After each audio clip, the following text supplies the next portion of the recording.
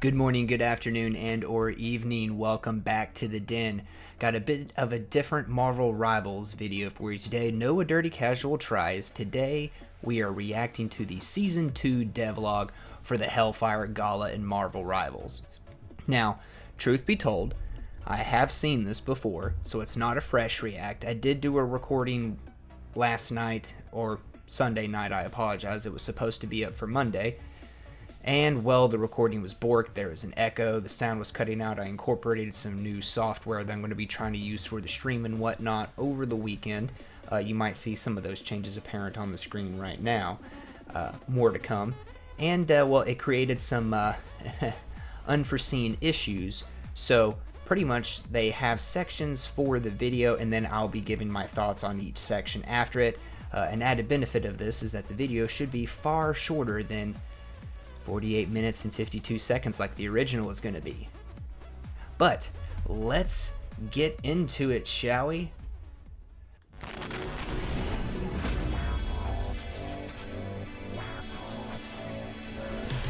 Dear Rivals, What's up, GuangGuang? Welcome to Season 2 of Marvel Rivals. What have you got for us? New heroes, new maps, and new team-ups. After the intense Eternal Night saga and the defeat of Dracula, Emma Frost has prepared a lavish celebration, inviting everyone to dance. Okay. I know I said I was going to give my thoughts on each section afterwards, but as many people may know, the newest edition here has created quite the fervent uproar amongst both the male and female members of the community. And my initial impressions for the character. Is it just me? Or it's like her leg's a bit disproportionate to her torso? I don't know. That was just my first impressions. I'll talk a little bit more about Emma Frost later, but I am not a fan, and that's from the comics. Their best attire and venture to the mutant heaven of the everyone to don their best attire. Sorry, let's just back up a wee bit further here. Emma Frost has prepared a lavish celebration, inviting everyone to don their best attire and venture to the mutant heaven of the living island Krakoa for the annual Hellfire Gala. But as we all know, heroes never truly get a peaceful vacation. Nope. The uninvited Ultron has crashed the party, and the attending heroes must spring into action to protect Krakoa's greatest treasure from his grasp. Emma Frost is a formidable vanguard, a master of telepathy and a shining diamond on the battlefield. She can adeptly utilize her telepathic and diamond abilities as the situation demands, standing at the forefront to shield her allies and obliterate her foes. And as for Ultron, stay tuned for the exciting updates in Season 2.5.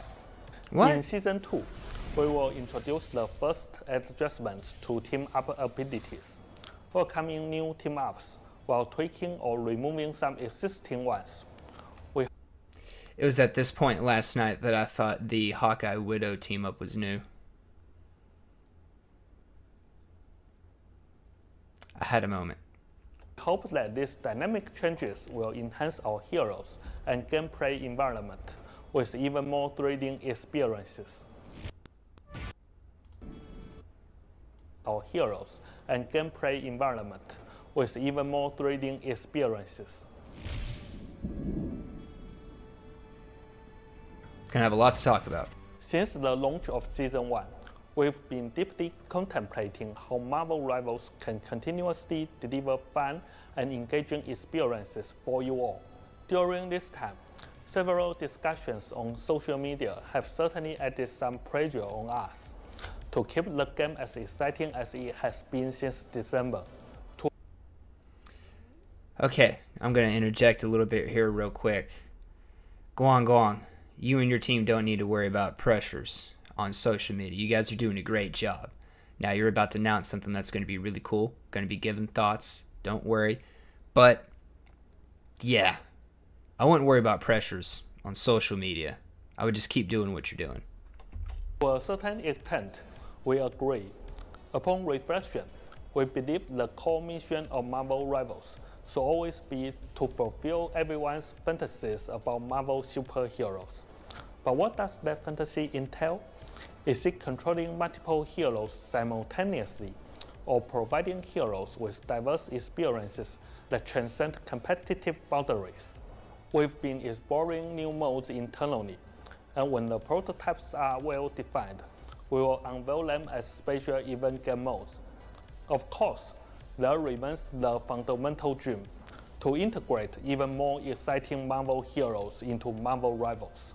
After extensive internal discussions and thorough evaluations, we've decided that starting from Season 3, the seasons will shift to a 2-month format, with a new heroes debuting each month. Additionally, rated systems will be adjusted accordingly, and we will provide detailed insights before the launch of Season 3. With our goal of keeping the audience's excitement alive, just like our opening month, the real adventure with Marvel Rivals is just beginning. Okay, they've talked about it a lot, so I'm going to pause here real quick before we get into mission system adjustments. Now, with everything they've talked about so far, we're getting a new hero, we're getting a new map, right? Now, Emma Frost, way back, there was this, Stay tuned for the... There was this lady. I need to back up. There she is. There was this lady named Jean Grey. And Jean Grey was fought over by these two other people known as Cyclops and Wolverine. Well, Jean died. And, you know, there was no body. So we all know what that means.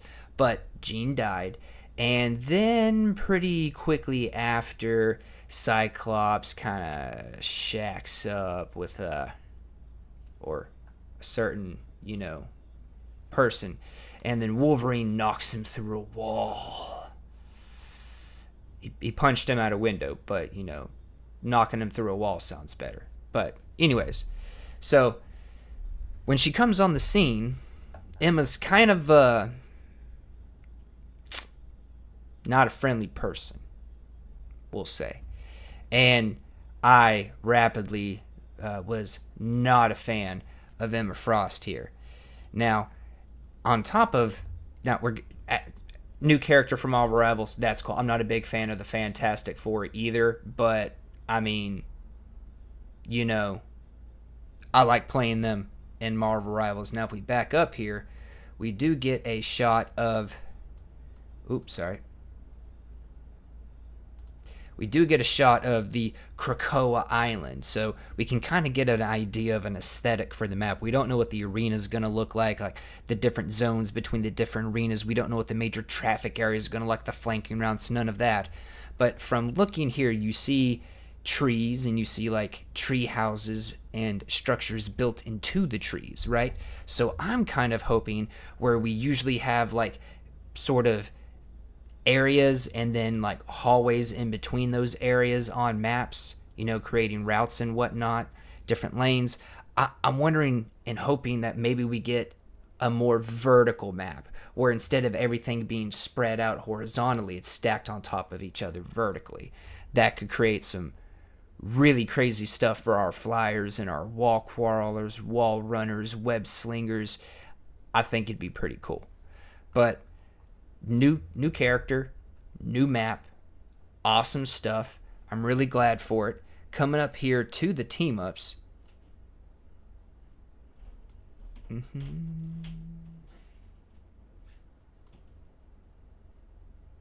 Oh, well, we'll just jump right to this. Team ups. We got new team ups. There's going to be one with Cap and Bucky, which is really cool. I'm excited to see that. We do have some adjustments to some other team ups that we saw from that picture. Magneto and Scarlet Witch are not going to have a team up.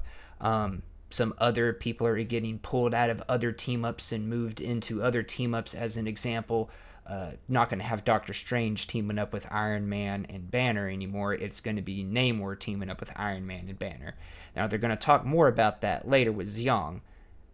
Again, not a fresh react. I do apologize about having to re-record, so I'm not going to get too into depth on that right now. But let's get into these new heroes, where the seasons are going to go to 2 months. That's perfectly fine, so long as events and the battle passes are tailored to that time length. It's perfectly fine, perfectly cool with that. New hero each month, that's going to create some regular freshness to the game.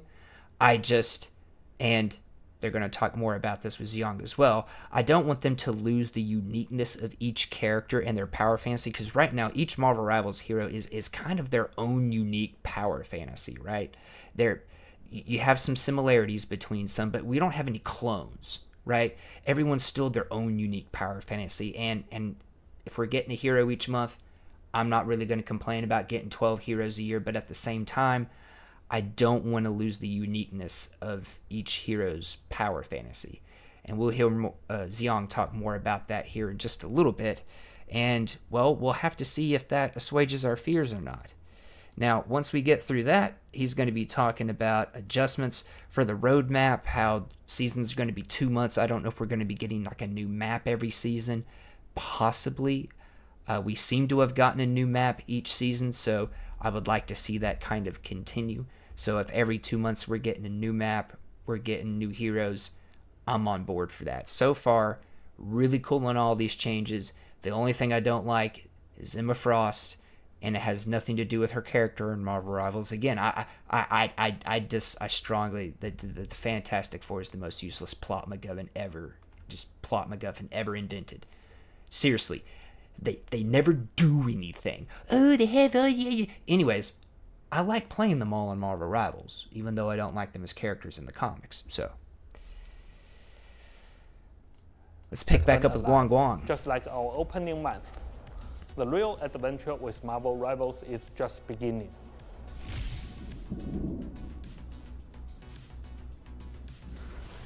After thorough testing and analysis of backend data, we've identified that the current mission system design lacks clarity in guiding players on how to earn chrono tokens through gameplay. This has resulted in some active players being unable to fully claim all rewards from the battle pass by the end of the season. To address this issue, we are implementing weekly missions alongside the existing daily missions and challenges. While the total number of chrono tokens available will remain unchanged, we've rebalanced the distribution of points across daily, weekly, and challenge missions. This adjustment aims to provide players with a smoother expectation of the chrono tokens they can earn through regular logins and gameplay, ensuring that active players can successfully acquire all Battle Pass rewards by the end of the season. Okay, that's basically they're giving more ways for us to get more chrono tokens, so we can essentially get more chrono tokens in our hands more quickly. That's mainly what that seems to be about. Also, they're kind of rebalancing the curve of chrono tokens across the season. That way, hopefully ensuring those with more limited time will still be able to complete the battle pass. I got no issues with this.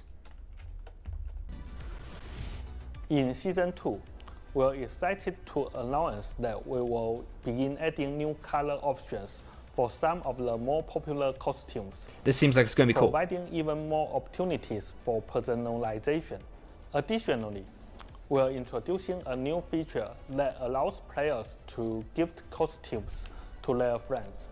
This enhancement aims to foster better communication and interaction among friends within our game. Can we get the price to come down, please?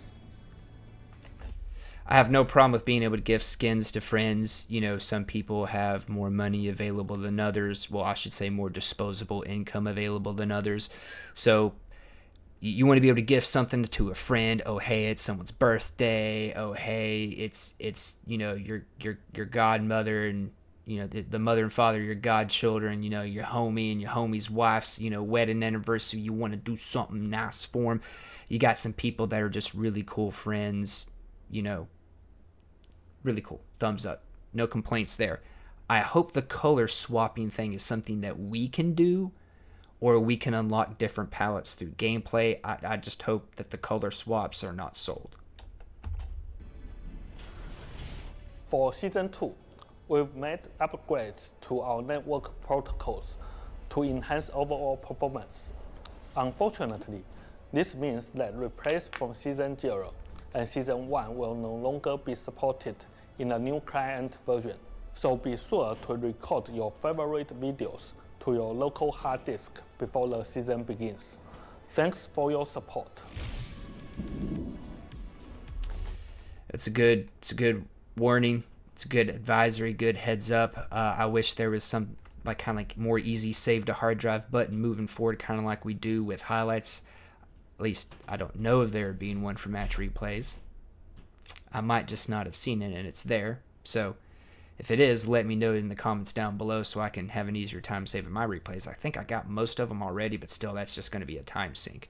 Now, knowing they're not going to be carried forward, at least those moving forward, that's perfectly fine. Performance issues, I've had no performance issues with this game until the other day. I don't know what it was. I turned all my settings all the way down to low, turned off everything extra, and my frame rate would not get above like 80 frames per second. A couple days later, played some again. It worked everything was fine, back to normal, turned all my settings back up to the way I had it. Don't know what caused that, but if whatever they're talking about for, performance issues and whatnot, that can create some more stability, I'm not going to complain. It was a really weird performance issue day. I don't know what was causing all that. Never had that issue before. As player excitement continues to rise, we are preparing for future tournament plans. We aim for high-level factions and players to showcase their skills on this stage, presenting thrilling matches for all Marvel Rivals fans. Next, let's welcome Zhiyong to share insights regarding the adjustments to team-up abilities and balance changes for Season 2. Hey Rivals, Thank you, GuangGuang. What's up, Zhiyong? On Season 2.0, packed with dynamic changes to team-up abilities, sweeping balance adjustments, and big updates to Ranked. Got some good stuff. Over the past seasons, we've been thrilled by your overwhelmingly positive feedback on our team-up abilities. On one hand, these team-ups have perfectly captured our wildest imagination of iconic superhero pairings. Yes, they have. On the other, they've unlocked a whole new dimension of tactical combat. For Season 2, we are launching several brand new team-up abilities while fine-tuning some existing ones, all designed to deliver fresh, pulse-pounding experiences. Okay, this is going to be some good stuff. Kind of sad about Magneto and Scarlet Witch. Frost stands as the team-up anchor, allowing Psylocke and Magneto to call on the White Queen's psionic abilities to create. Now, we also do get to kind of see a little bit of Emma Frost's kind of a preview of her abilities here. We can see that, one, she gets to do like a constant attack, right? It's a stream attack. She has up to 70 ammo down here. She's got a right-click ability, a shift ability, and an E ability. I play on PC. And of course her ultimate on Q, and this is her team up, right? Her being the anchor, whenever they say a team up anchor, that's the person that has to be there to be able to initiate the team up with the other person. Now, something that we saw and something that I'm curious about, and I'm going to take the opportunity now, is that we see how her abilities work. Now, earlier they said, GuangGuang said that she's going to use telekinetic abilities along with her diamond capabilities, her diamond abilities in a mixture in combat, right? She was going to kind of use both. So I'm wondering if down here, if this shift isn't something like a cloak and dagger kind of swap out, right? She can go into diamond form and maybe has a slightly different set of abilities like a lot of our heroes do when they have like Hulk going to Monster Hulk and Banner going to Hulk. There's a little bit of a change up of abilities. Cloak and Dagger, when they swap, the abilities change up a little bit. So I'm wondering if we're going to see something like that here too, between her diamond mode, if that's indeed what the shift button does, and her telekinetic abilities when she's not in diamond mode, if that's indeed what shift does. I'm kind of curious. I'm kind of interested. Also, I'm kind of curious as well. There's two Magnetos on the screen right here, but let's get back to it. At illusory projections. At the heart of this pairing, Emma Frost stands as the team-up anchor, allowing Psylocke and Magneto to call on the White Queen's psionic abilities to create illusory projections. At the heart of this pairing, Doctor Strange shares his arcane mastery with Scarlet Witch, imbuing her chaos energy with a new mind-bending magical ability. That, just to kind of back up here, because it's kind of hard to backtrack to him later. When she begins her attack, I'm wondering, because it doesn't use her little bolts for her right click attack, but her right click does light up gold. So I'm wondering if just by using her left click attack, if she's getting like a bunch of her right click bolts to come out. That's what I'm wondering. I'm excited to try it out. Doing her chaos energy with a new mind-bending magical ability. Captain America's unwavering courage and unbreakable camaraderie inspire Winter Soldier to leap towards allies at critical moments and dish out a relentless counterattack. Now I'm going to back up to this real quick here too, because again it's hard to backtrack, but and unbreakable camaraderie inspire Winter Soldier getting a leap, and it looks like it doesn't do damage. At least I don't see it doing damage to Groot, but he did shake and kind of move, so maybe it does like a stun for a brief second or something, or maybe it like decreases his cooldowns or slows him down or debuffs him in some kind of way. But what really interests me is this. They clash together. And I'm going to get a good pause on it. But when they clash together here, you're going to see a shock wave ripple out between Winter Soldier's arm and Captain America's shield, and the shockwave does damage Groot. See, it hits him. Okay, so it doesn't damage him, but it does hit him, so obviously it does something. Maybe knocks him, stuns him. It obviously has some kind of an effect on Groot. And you also see a little lit up check mark down here, right? Please counterattack.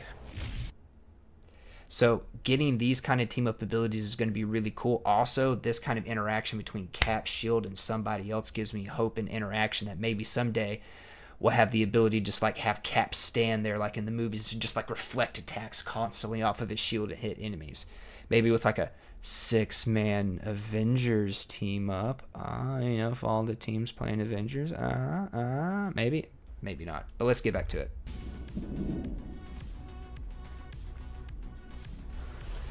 In our quest to keep the tactical landscape sharp and prevent any one hero from being in an overabundance of team-up abilities, or total the number of team-ups from ballooning too quickly, we are streamlining some of our existing ones, including removing some team-up abilities altogether and removing or adding members.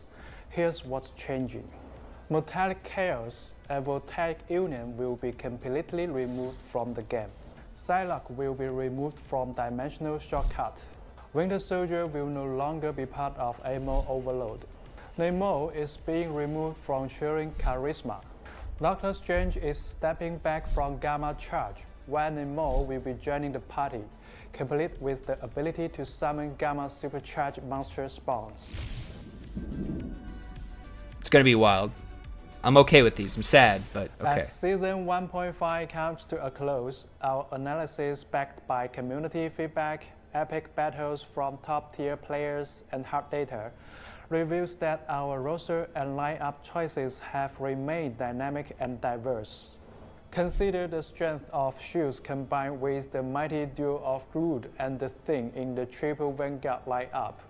With Magneto's damage and up, this setup gains increased initiative on flanks and enhanced pressure capabilities. Moreover, a pair of control-driven ultimates abilities synergizing with Magneto's out against standard double strategies lineups can deliver staggering burst damage, overriding enemy healing and securing a pinpoint KO. Then there's the dynamic pairing of Groot and Winter Soldier, where every move counts.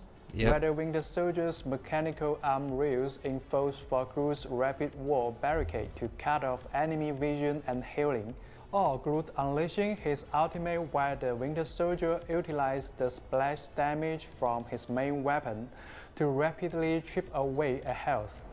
before finishing off enemies with his own ultimate ability. These synergies are as visually mesmerizing as effective. Not to mention our classic pairings, Hela and Loki, Adam Warlock and Star-Lord Mantis, and Hawk and Doctor Strange, each of which continues to prove their competitive might.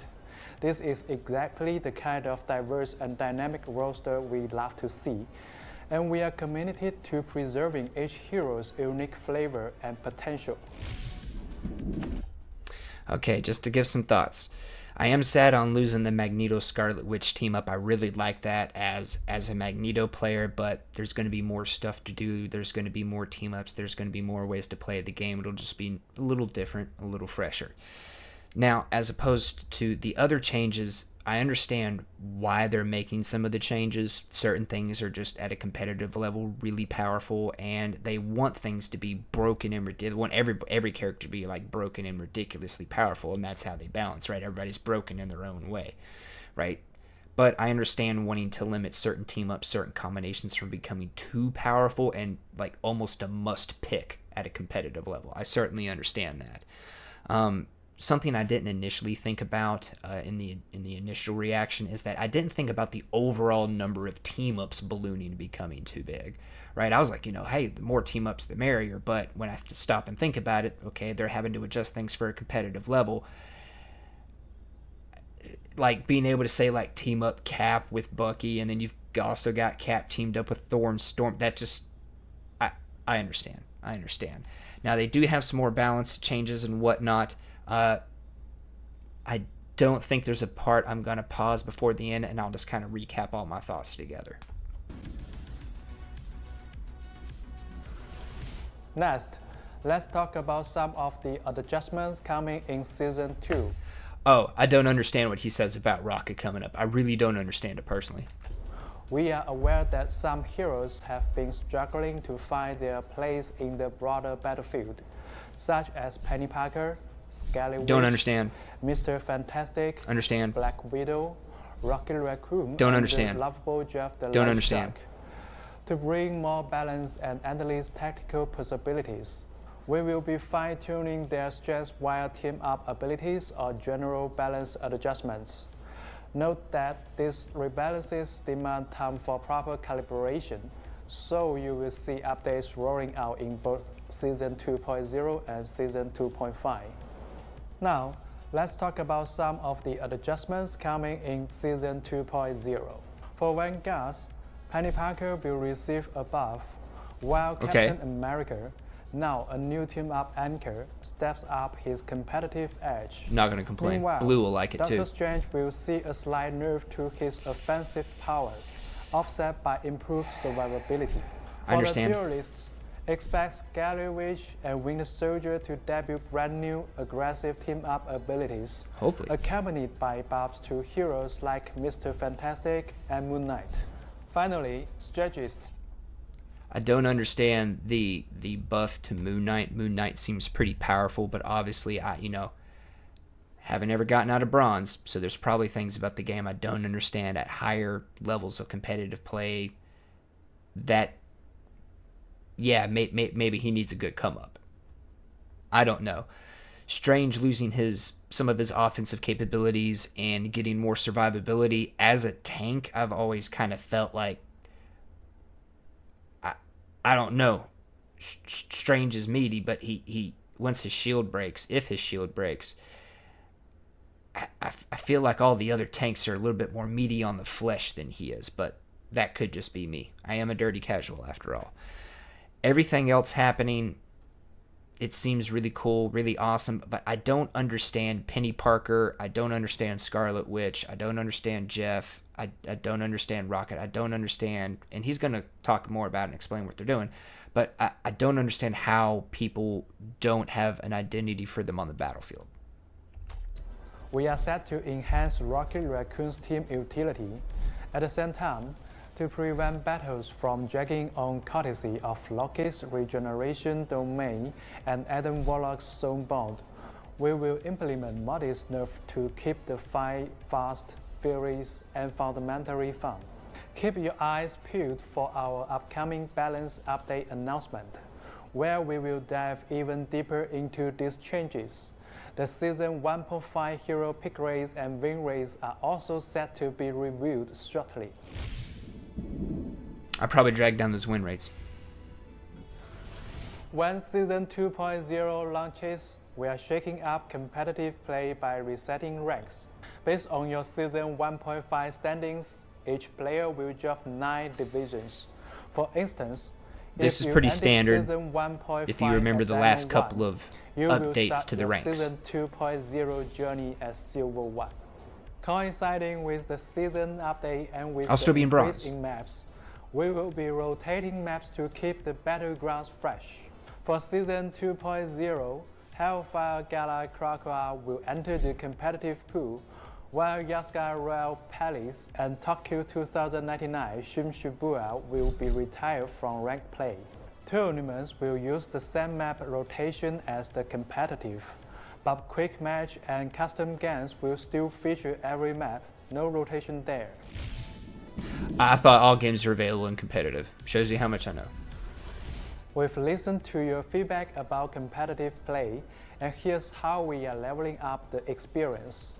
First, we are raising the minimum level requirement for competitive to give new players more time to truly master the basics before stepping up to the big leagues. Also, pick and ban will now come into play starting from Gold 3 rather than Diamond tier. When a team includes players from Eternity or one above all, only dual queuing will be allowed. I'm not sure what this is going to be like. I'm going to need people to sign off in the comments below. The score you earn per competitive match is determined by both the outcome and your individual performance. With the launch of Season 2.0, we will be increasing the weight of individual performances. The better you perform, the more points you will earn in victory, and the fewer points you will lose. I might get back in competitive.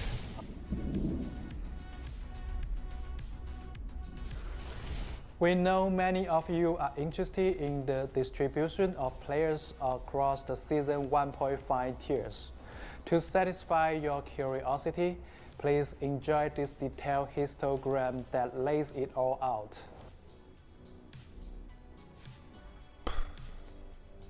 Pause if you need to.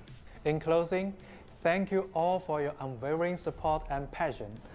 We can't wait to party with you at the Hellfire Gala. Ignite the battle. I can't do what Penny does. Okay, guys, this begins April 11th. That's going to be this upcoming Friday.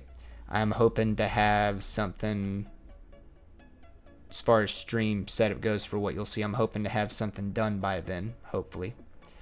We'll have to find out. Now, just to sum up my thoughts, I'm not the biggest fan. Oh, we got some new costumes. Look at Rocket, and he's so... And there's Ultron, baby. Yeah. Okay, so, thoughts. I'm excited for new heroes. Ultron, he's really great bad guy, so I hope he's got a lot of good personality, and I hope he's useful and fun to use. Emma Frost, not the biggest fan of Emma Frost, but I'm excited for a new tank. We're getting a new tank and like a new support, and well, I've heard murmurings he's going to be like a pseudo support DPS kind of character, maybe something like Loki, maybe. But I'm excited for new characters. I'm not going to let my dislike from them from the comics prevent me from having fun with them or trying them out. I'm excited for, well, more Marvel Rivals. Season's coming down to 2 months. We're going to have to see how that plays out. As long as, you know, chrono tokens with the new weekly missions are curved out so you can easily get everything within that 2 months on the battle pass, I'm going to be okay with that. New map, I'm excited for that. We're going to be, you know, basically they're like, hey, we're going to keep doing new game modes, right? But we're going to make sure they're ready before we put them out. We're not putting them out half-assed. I'm not going to complain about that. Love hearing from GuangGuang. Love hearing from Zhiyong. I question some of the changes because I don't understand them, but that just may be because I have not yet entered into those higher levels of competitive gameplay. Oh, and for the people that knows what this means, I do lean into the dirty casual thing. No, I use that as like a self-deprecating joke. I don't actually think I'm completely all that terrible, right? But anyways, But yeah, pretty much I'm just all thumbs up. I'm excited for it. I'm excited to see what's going to be coming.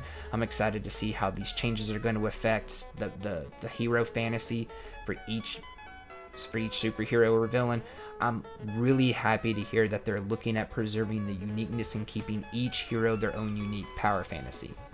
But I've dragged on long enough. I'm excited to hear from you guys, so let me know your thoughts in the comments down below. Is there anything I said that you disagreed with? Is there anything I said that you're like, you don't know what you're talking about? Do you think that the dirty casual thing is just me leaning into a joke, or do you think it's true? Do you guys like hearing from GuangGuang and Zhiyong? Let me know in those comments down below. And if you do like this kind of content where, you know, I react to something, say like, you know, the upcoming season for Hellfire Gala, do drop a like and hit subscribe so that way you can tune in for more future videos, future Dirty Casual Tries videos when I try a hero for the first time, or for our Friday night rival streams that usually happen at 7:30 p.m. on Fridays, and that's 7 p.m. or 7:30 p.m. Eastern time. So sound off in those comments, guys. Share this video around, subscribe, like, do all the stuff for me. Thank you very much for all the support, all the watch time. It really means a lot. And well, see you guys Friday. But most importantly, have a wonderful rest of your day.